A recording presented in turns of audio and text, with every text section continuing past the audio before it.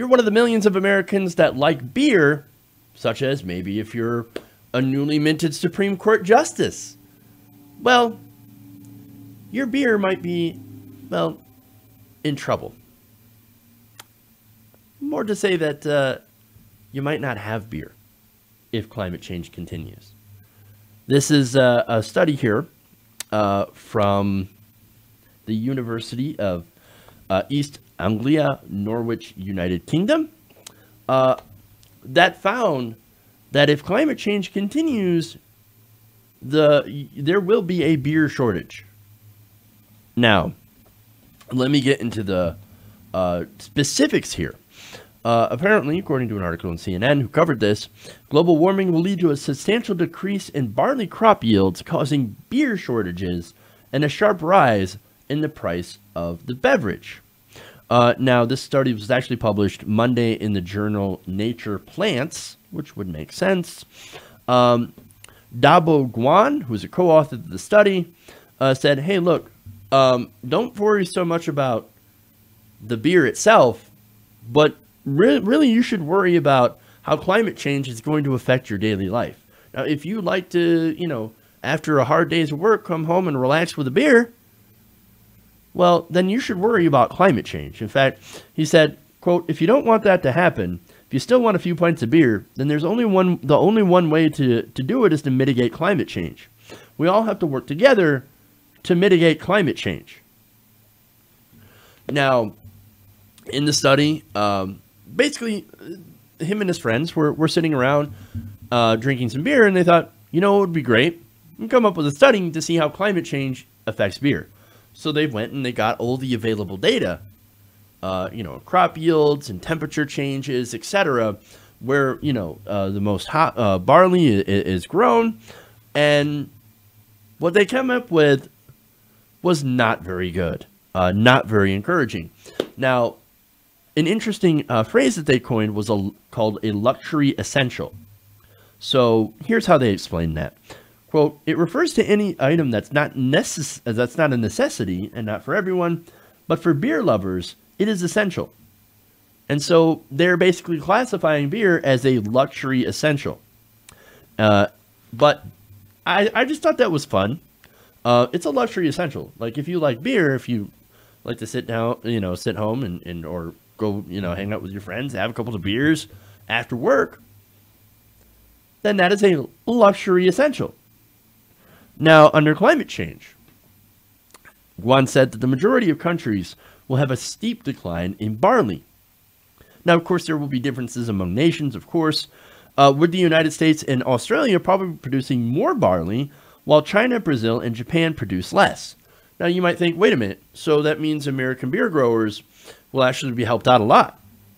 But wait a minute, not all barley is equal. So you have to kind of understand that. So the highest quality barley is used in brewing beer, whereas the lower quality ends up getting fed to pigs. In fact, only 17% of the barley that's grown today actually goes into making beer. The other 83% given to animals. So you want the good barley. Now, do we make good barley here in America? Not necessarily. Can we? I suppose. But that might actually take a lot of time to set up. Now, they said that this is the case because quality barley crops are more sensitive to climate conditions than those of poor quality. Now, the increase seen in some countries, such as the U.S., will not necessarily benefit the beer industry, according to Guan. Additionally, U.S. producers will probably trade the barley to make money rather than making beer for themselves. Now, on average, and this is how bad it's going to be, global barley yields will decline between 3 and 17%, depending on the severity of the weather, according to the study. The team put this output into a social economic model that included beer production estimates and international trading forecasts. So, look, understand that's a big disparity, in between 3 and 17%. Now, again, that depends on the weather. Well, we just had a recent report that if we continue the status quo, in 12 years, we're going to have the most destructive climate change. So, odds are, it's going to be on the end of the spectrum, near that 17%, because right now we are not doing anything course set towards oblivion.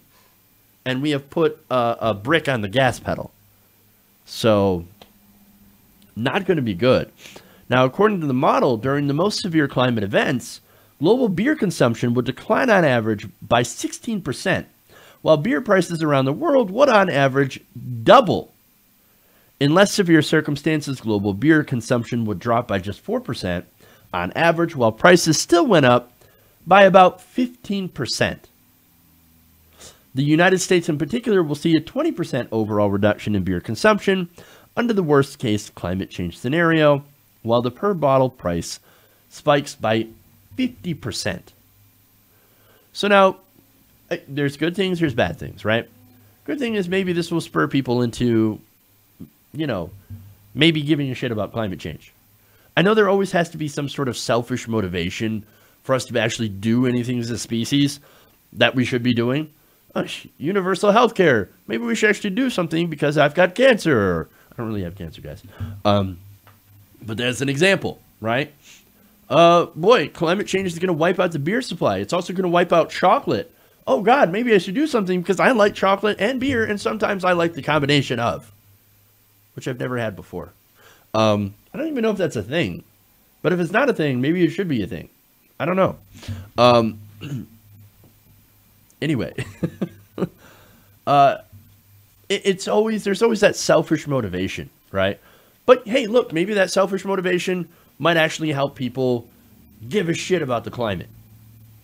Another good thing is that, look, if beer becomes twice as expensive, maybe cannabis will take off more. Cannabis is cheaper. It's not cheaper, but it depends. Cannabis is safer than alcohol. Trade-offs. And cannabis can grow pretty much anywhere. So it's not as picky of a plant as barley. So who knows? But those are the good things, of course. That doesn't mean that we shouldn't do something about the climate. We should absolutely do something about the climate. Look, we are heading for disaster, seriously. And it's going to impact way, way more than, you know, how much you pay at the gas station for a 40. Okay, it's going to impact a lot of things. We actually have to do something about it. And it's going to take a massive investment and a massive shift away from fossil fuels, away from, you know, coal, oil, natural gas, and that stuff. And look, I'm in favor of a Marshall Plan, a massive rebuilding of our energy infrastructure. And not only that, but our vehicle infrastructure as well. You know, subsidizing new cars that are electric and new technologies that will help increase battery life. And, of course, look into new alternative ways of fueling those cars. So that's what we've got to do. So, look, if you're worried about anything, you should be worried about the future and survival of the of the human race, and not just your beer. Hey everybody, thanks for watching this video. If you want to see more like this, please hit the subscribe button below. And if you want to support truly independent progressive media, please consider becoming a patron at patreon.com/TYTNation.